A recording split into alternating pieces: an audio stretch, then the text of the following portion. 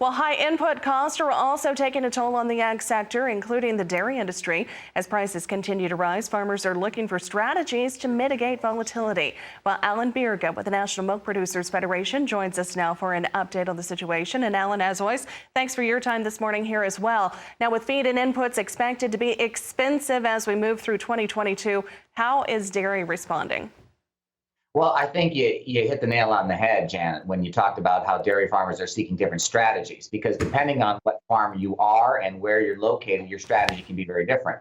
A lot of dairy producers, they're growing their own feed, which means that maybe perhaps they have a little bit of alleviation on some of the price pressures, but at the same time, the market is doing really well too. So maybe you want to add a little bit of supply there. If you're a producer who is largely importing your feed and getting it from other sources, clearly this is a larger cost for you. And you're seeing that in margins under the Dairy Margin Coverage Program as they get tighter and tighter.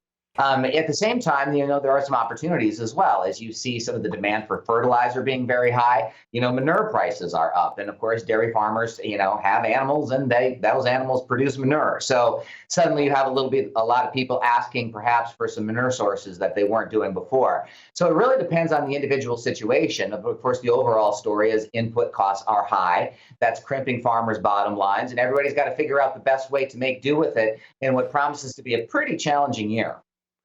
Now, high dairy prices, they're forecast now, but of course we know that can change. How confident are farmers with that forecast? You of course hope that you can see these forecasts that look like record or near record prices across the board for dairy products, being true this year. And there is a lot of reason for hope when you take a look at the supply demand dynamics. But at the same time, we all know that the world is a fast changing, very volatile place.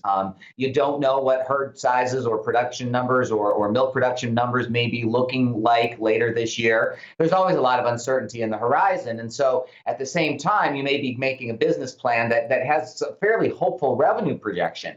But at the same time, you take a look at these input costs, you look at the uncertainty in world markets, and there's a lot of things that can give a dairy farmer pause these days. That's true across agriculture as well. There are some factors that are very specific with dairy. All right. Well, Alan, as always, thank you very much for your time this morning. We appreciate it. Alan Bjerga with the National Milk Producers Federation connecting with us today out of Washington. Go online to nmpf.org for more information. Thank you again, Alan.